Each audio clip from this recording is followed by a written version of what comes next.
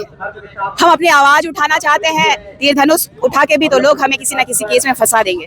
तो बेहतर है कि इस राज्य की सरकार हो चाहे केंद्र की सरकार हो, उनको कहना चाहती हूँ कि हिड़मा मत बनने दीजिए आदिवासी समुदाय को, चेत जाइए। और ये हमारा जो बाल मुंडन करने का एक माध्यम सरकार को चेताने का है। अगर सरकार नहीं चेतती है तो इस वर्तमान सरकार को और केंद्र की सरकार को भी अच्छे से उखाड़ के फेंकने का काम हमारा आदिवासी समुदाय। आपको बताया था कि आप 20 साल की काली रात पढ़ के देखिए, आपको समझ में आएगा कि पंकराज बाबा कार्तिक उरांव जी ने संसद भवन में 348 सांसदों को का हस्ताक्षर लेकर के धर्मांतरण पे रोक लगाने के लिए उस समय की स्वर्गीय इंदिरा गांधी की सरकार को हिलाने का काम, सत्र को भंग करने का काम उन्होंने किया था।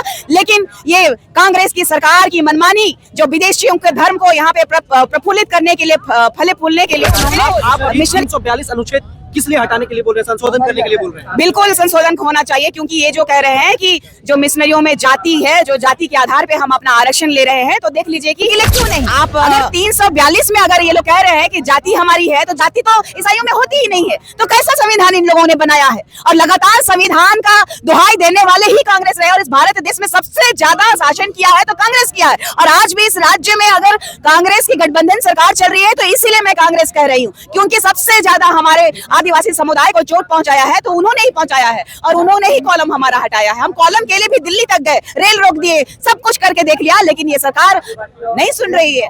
डिलिस्टिंग को लेकर के जो है आंदोलन कर रही है, आज मुंडन करवाने वाली है, और इसी बीच में रूढ़िवादी परंपरा क्या होता है ये भी इनसे पूछेंगे, और किस प्रकार से, किस विधि विधान से जो है आप मुंडन करवा रही है, क्या क्या मांग है? निशा जी, सिर्फ डिलिस्टिंग करवाना चाहते हैं हम लोग, अपना धर्म कोड चाहते हैं हम लोग। जो कांग्रेस सरकार ने 1961 में हमारा धर्म कोड हटा दिया और हमारी अस्तित्व को लगातार जो प्रहार करने वाला ये कांग्रेस सरकार, जो अभी महागठबंधन की सरकार है, ये जो कि लगातार मिशनरियों के मिशन को सक्सेस करने में अहम भूमिका रही है, और हमारी आदिवासी अस्मिता को, रूढ़िवादी परंपरा को मटिया मेट करने में इन लोगों का हाथ रहा है। आप देख लीजिएगा, जब कुर्मी समुदाय के लिए हमने विरोध किया था, लुकुर कमेटी जो तय करती है कि आदिवासी कौन होगा, तो उसमें भी आप देखिएगा कि विशेष संस्कृति होनी चाहिए, या तो फिर आपको रूढ़िवादी परंपरा को मानने वाले, पौराणिक परंपरा को मानने वाले लोगों को ही आदिवासी का दर्जा जब मिलेगा, तो ये विदेशी धर्म मानने वाले ईसाई जो कि मिशनरियों का मिशन को सक्सेस करने के लिए जो धर्मांतरित किए हैं,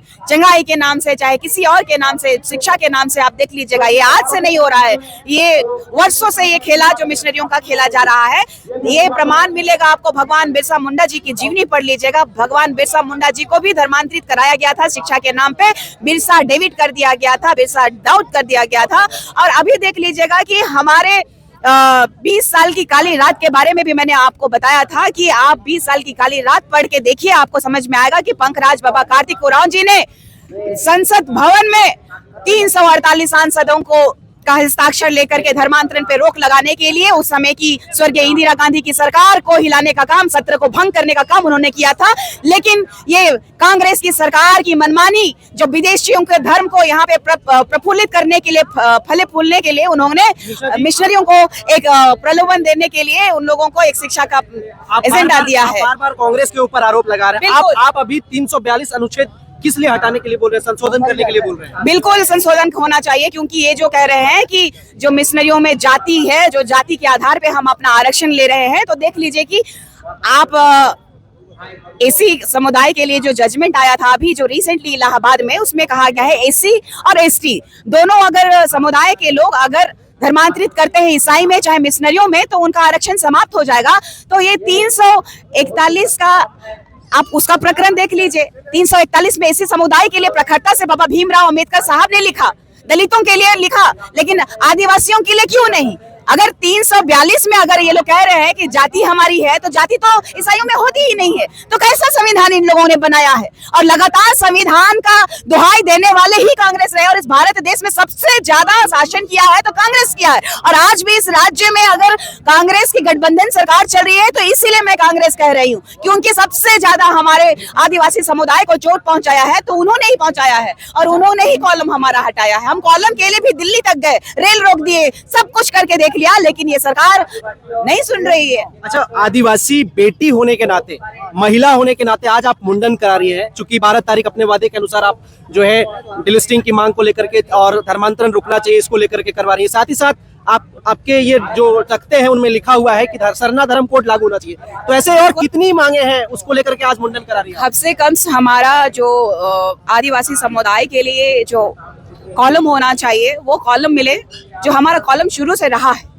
मैंने बार बार कहा है, हमारा कॉलम हटा दिया गया और उस कॉलम को अगर देते हैं तो हमारी अलग पहचान, हमारी अपनी संस्कृति, हमारी सभ्यता का अलग पहचान दिखेगा। जिस तरीके से हिंदू, मुस्लिम, सिख, ईसाई की बात आती है, अगर हमें लोग कहते हैं कि हिंदू है तो हमारे देश के प्रधानमंत्री स्टेज के माध्यम से क्यों कहते हैं कि इस देश का मूल मालिक आदिवासी है? क्यों नहीं कहते हैं कि हिंदू है?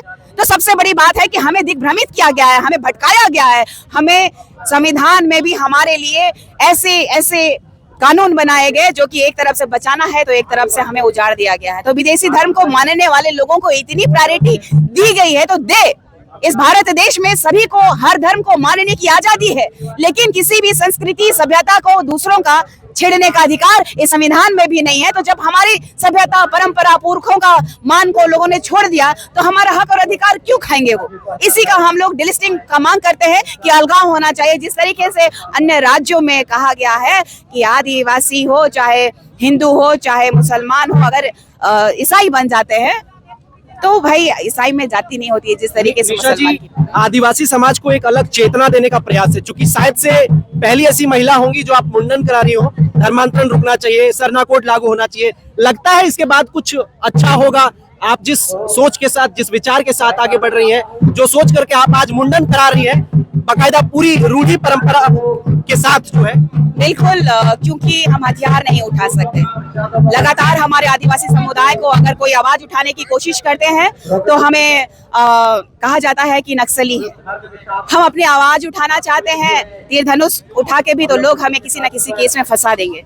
तो बेहतर है कि इस राज्य की सरकार हो चाहे केंद्र की सरकार हो, उनको कहना चाहती हूँ कि हिड़मा मत बनने दीजिए आदिवासी समुदाय को, चेत जाइए। और ये हमारा जो बाल मुंडन करने का एक माध्यम सरकार को चेताने का है। अगर सरकार नहीं चेतती है तो इस वर्तमान सरकार को और केंद्र की सरकार को भी अच्छे से उखाड़ के फेंकने का काम हमारा आदिवासी समुदाय करेगा। आज आपके साथ और भी कोई आदिवासी नेत्री या नेता जो लोग हैं? मुझे लगता है कि अगर मैं स्टार्ट करती हूँ तो अगर कोई कराएंगे, जिस तरीके से हमारे समाज के अगुआ बाबा लोग भी बोले हैं कि बेटी हमारी मुंडन कराएगी, तो हम भी इसका परिचय देंगे कि हम भी मुंडन कराएंगे। तो आने वाला समय आप लोगों को दिखेगा कि पूरा हमारा रीति रिवाज के साथ, हमारा जो रूढ़िवादी परंपरा के साथ किस तरीके से मुंडन किया जाएगा।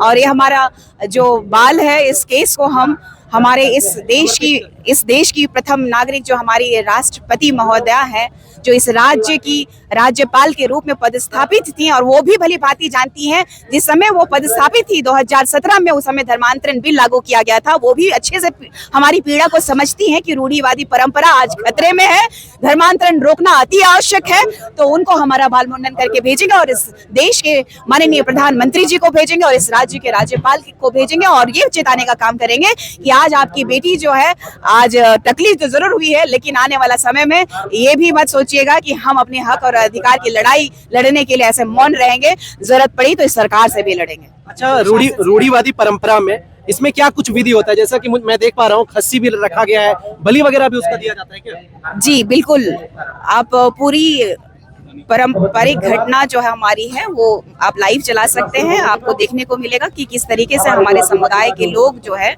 अपने मुंडन संस्कार में कौन सी परंपरा, कौन से रीति रिवाज, क्या क्या चीजें इस्तेमाल करते हैं। आप सभी चीजों को देखेंगे, आपको देखने को मिलेगा। बहुत शुक्रिया, बहुत शुक्रिया। बाकी हम दिखाने का प्रयास करेंगे कि किस प्रकार से जो है आज निशा भगत यहाँ पे जो है बाकायदा पूरे परंपरागत विधि विधान से जो है रूढ़िवादी परंपरा के साथ अपना बाल जो है त्यागेगी और भारत की राष्ट्रपति द्रौपदी मुर्मू को जो है एक संदेश देने का प्रयास करेगी। साथ ही साथ तमाम आदिवासी लोगों को जो है ये एक संदेश देने का प्रयास करेगी कि इस प्रकार से जो है सरना धर्म के साथ छेड़छाड़, सरना धर्म कोड के साथ छेड़छाड़ और डिलिस्टिंग का जो मुद्दा रहा है वो उस पे जो है ये बाल जो है मुंडन करवाने को आज आगे है, तत्पर है। बाकी आप तमाम लोग क्या सोचते हैं, अपनी प्रतिक्रिया जरूर साझा करिएगा।